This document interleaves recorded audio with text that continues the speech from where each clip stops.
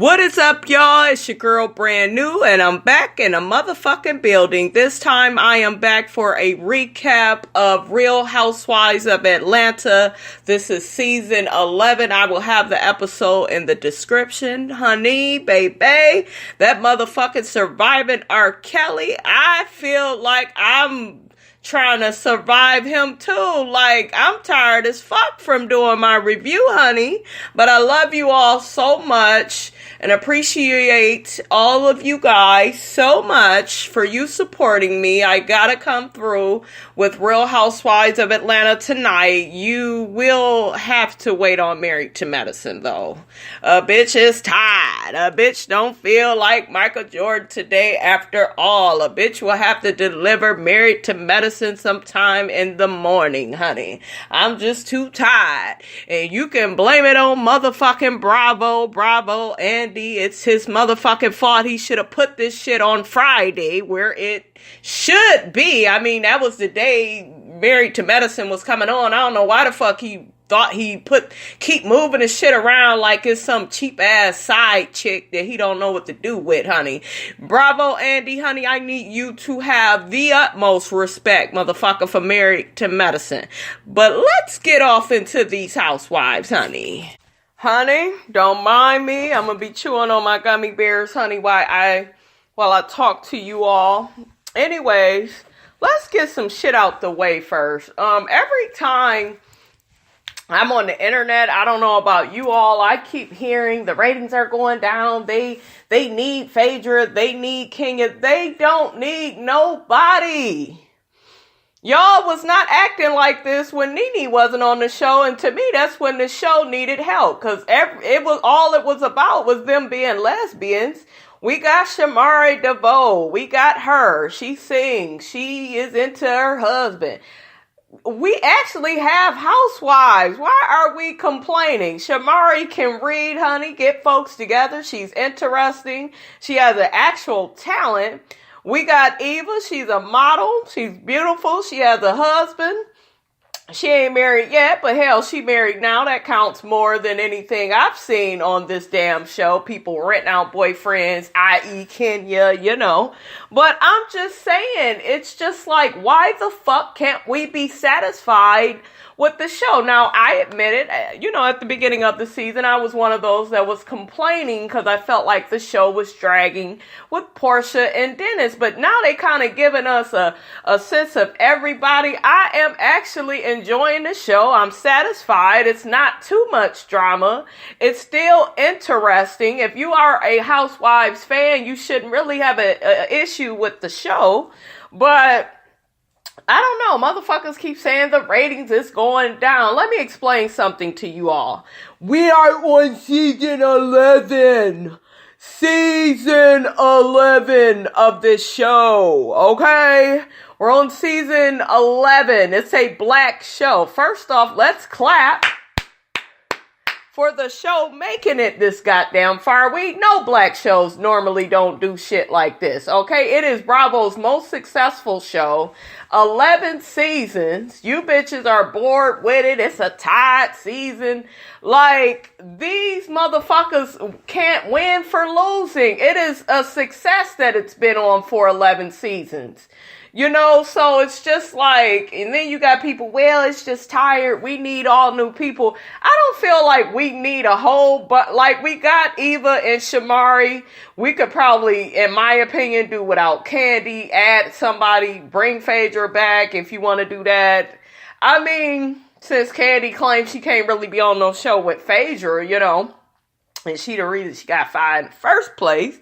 I'm just saying, I mean, we could bench some people one season, bench somebody else. They'll probably have Kenya come back next season. For all you Kenya lovers can't live without her, I can live without her ass. You know, so I just want to see baby Brooklyn. That's all I want to see, honey. Kenya, you just drop that baby on over to Cynthia's house. We'll film with the baby and we will check you out later, girl. Anyways, honey, the episode starts out, it's all type of drama already with Kandi and Porsha. They done played us some scene to get us all interested in it because when the episode goes off, it's that same scene that is playing in the beginning. Anyways, they show Kandi and Porsha getting into it. Supposedly, Kandi had a 45th birthday party for Todd. She invited Porsha and Dennis. And while Porsha was there, Porsha got kicked out of the party because Kandi coded clique. Kandi didn't even really know what was happening. Her clique told her that Porsha was arguing with the girl that Dennis used to go with. My thing is this. You have this party for Todd, Kandi. You invited Porsha. Why the fuck did you invite his ex-girlfriend? Why? And you knew Porsha was going to be there. That makes you look extra messy. And just like Porsha was saying throughout the whole fucking episode, ain't no way you didn't know that girl was going to be there. You had kept bringing that girl up and what Dennis has been doing and his shenanigans with these other women. This whole season, you've been talking about it. So it just makes you look guilty that the girl was actually there. Why would you have her there and you inviting Porsha? You know, so and you trying to build your relationship. I know damn well you ain't trying to build shit, just trying to build a goddamn storyline around your tired ass storyline. You ain't got one, you know. So girl, I'm so sick of Kandi's passive aggressive. And this is the thing with Kandi, and everybody is kind of seeing it now. Whatever she doesn't really want to do, she can kind of fall back on her clique, on the Commons and the Don Juans and this new preacher-looking motherfucker or Todd, you know. Kandi telling her side in a way of, oh, I don't even know what happened. You know, like I said, she didn't even know what happened, just going off of what her little clique then told her. The girl was just innocently walking away and Porsha was coming at her trying to argue and fight her, and that's why she got kicked out. Yo clique kicked Porsha out because they didn't want the bitch to be there in the first place. They always dog her and shade her when y'all invite her to events. Y'all need to stop being so fucking fake and passive aggressive, Kandi. And that's all I pretty much got to say on this. Stupid. One thing real quick, that's how you know Todd is full of shit, because he's talking about some, it was an open bar and Hennessy was flowing. Porsha is pregnant, my nigga. She wasn't drinking. She even admitted, you know, when she was talking to Dennis and her sister, I wasn't drinking. You know, I'm pregnant. So Todd, shut the fuck up. Because he tried to pull the whole, you know how Porsha get. You know, when she been drinking, even Kandi, you know, she chased that girl Jamie down in the alley. You know, she crazy. They trying to gaslight and put things off on Porsha. Get the fuck up out of here. When we get around to it, Dennis is making it look like the girl was trying to say hey to him and then kiss up on him. He had to hit her with the Matrix, and you know, it's just crazy. It's a fool, honey. But I do believe they were set up. They wanted some drama. Kandi wanted some extra camera time. She wanted to turn up, honey, and that's what it is. Also, look, I'm trying to get off these motherfucking people, but I gotta bring up these fucking points. That way y'all know, if you don't already. Kandi coded clique, honey, which is Don Juan and Common, honey. And the girl Jamie now that was in the fight with Porsha in the alley, honey, that one time. They're all making it look like Dennis is still texting this girl that Porsha got into it with at the party. So, I don't know. They making it look like he could be messing around on Porsha still, keeping secrets. And then we gonna see in an upcoming episode that Dennis had not cut somebody off. So I wonder if that's the girl. But it's just messy, honey. It's a fool. Dennis, you better not be guilty of none of this shit I'm trying to take up for you, you trifling nigga. I'm trying to have you back. But I don't fuck with Kandi and her clique. So you got my vote just like that. Because I don't fuck with them fake motherfuckers. Next, honey, we got Cynthia. Cynthia trying to get a hold of Noelle. She tells her sister Mal, Noelle is not picking up, honey. It turns out it's the next day from when Cynthia and Leon had Noelle go off in that Uber and go on, you know, head to school. Noelle probably busy with school. That's why she ain't talked to Cynthia. But Cynthia like, girl, we talk every day. I need to know what's going on. Mel was like, girl, she's in college. She happy to be away from your ass. Cynthia, honey, Noelle is gone, honey. She's in college. Let her be. You focus on your man and all will be well. Anyway, she tells Mel that Mike is going to be stopping by. She hasn't seen him in like 2 months. It's been a while. She's ready for him to wax that cootie cat. Next, we have Peter and is visiting Greg. I was about to say Peter and Greg are visiting NeNe, but no, Peter is visiting Greg and NeNe. They catch up with Peter, letting him know he looks good. Peter is checking out Greg, saying, I thought Greg was going to be smaller than this. He seems healthy. He looks the same, which was good for Peter, to say, because Greg had lost a substantial amount of weight. But I thought it was funny when NeNe got to telling Peter that Cynthia's seeing a new man, and she was like, well, do you watch the channel that he's on? Peter was like, I watch ESPN, honey. You can go catch me checking out no Mike Hill, honey. I'm not interested in what he's doing. NeNe messy ass brought up the fact that Kandi and Porsha got some drama with them because Porsha was kicked out of Kandi's party. Peter said he don't know nothing about it, honey, because he was in and out the goddamn party, so he don't know about all that. And I just really think it's cool that Peter is still really good friends with Greg and NeNe. I like that, because I remember at one point, honey, and they played it back. Y'all remember when she called Peter, you acting like a bitch, and he was all up in the women's business. But I'm just happy it all worked out, honey. Next, we got Eva and Tanya. Eva and her man Mike are visiting Tanya and her man. I really like them meeting up together. I feel like they're both pretty girls. Like, I could totally see them hanging together, and I like their energy while they were around each other. Like I said before, you all, we are getting introduced to new people, and it's like, I don't know why people are not embracing them, and you're embracing people that didn't have a husband, wasn't willing to show their husband, didn't want you to know they was pregnant, and playing all these goddamn games. Like, you're chasing that, but you're pushing away people that actually have a man that wants to film, and like people that really got kids, and like I'm just saying, I don't, like, if the ratings are down, I'm just not understanding what the fuck you want to see. We're getting new women.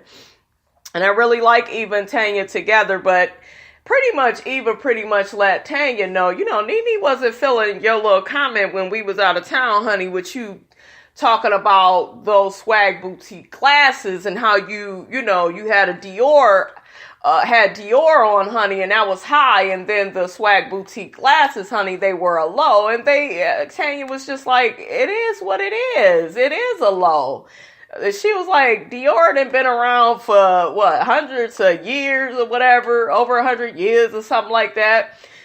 And she said in swag boutique, it's just been around for a few years. I mean, ain't no damn comparison, and she's absolutely correct. Anyways, Eva decides that because she didn't really get to invite NeNe and the girls to her bachelorette party, she decides she wants to go out of town and throw another one. And then they plan with this damn globe. And anyways, I think it landed on like Japan or something. And Eva said that that's where, she should let all the ladies know that they should go and, celebrate her bachelorette party, which I felt is a good idea for the girls to, get on out of town, honey. Next, we got Cynthia and her man, Mike Hill, honey. She's all over him. Mike Hill is not attractive. He's just not. When I see these men on camera, honey, yes, I got me a man, honey. Yes, I do, but I don't know. It's not like when Leon gets on camera, a little bit of sexual tension. It's just like, damn, Leon is fine. Goddamn, I want to watch goddamn Temptations, the 5 Heartbeats. I want to watch that shit because I see that fine ass Leon, all on my screen. But Mike Hill, put your glasses back on, man. Remember what he said on Friday? Put your glasses back on. Put some goddamn shades. I'd be like, babe, Cynthia, you in the sunglasses business. Make him some shades. I'm telling you, I think he would look better with a pair of glasses. It's just something with him where he looks a little special in the face. I'm just saying. He seems friendly enough. He seems into her enough. They alluded to the fact that he had Cynthia on her counter and she said she was being served, honey. I take that as he was eating that cootie cat, honey. And that is a good thing that needs to be ate at your age, Cynthia. Don't turn it down, honey. Okay? How you doing?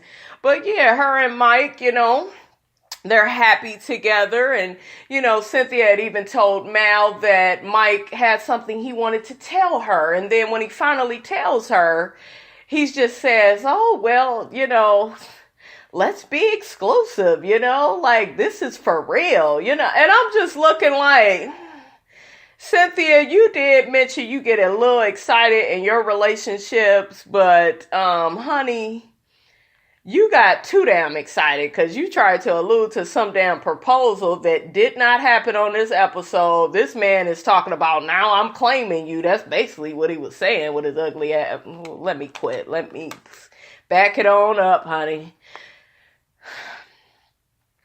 He really don't look that bad if you kind of turn to the right and squint. I'm just saying, don't look that bad. Look like he's good in bed. Like, he just kept kissing her, honey. I was like, okay, you guys get a room. But put your glasses back on, man, honey. Anyways, we got Shamari and we got that goddamn Ronnie DeVoe, who was the star of New Edition, honey. It was all about Ronnie when he was in New Edition. Yeah, right. Next, we got... Oh, I already told y'all. Hell, we got Shamari and Ronnie. Okay, they are at the marriage counselor's office. They get counseled from time to time. She's pretty much telling the counselor, I struggle with the fact that I'm a mother. I want to work and get my career back on track, but I feel like I'm neglecting my babies. I want to be there for their milestones.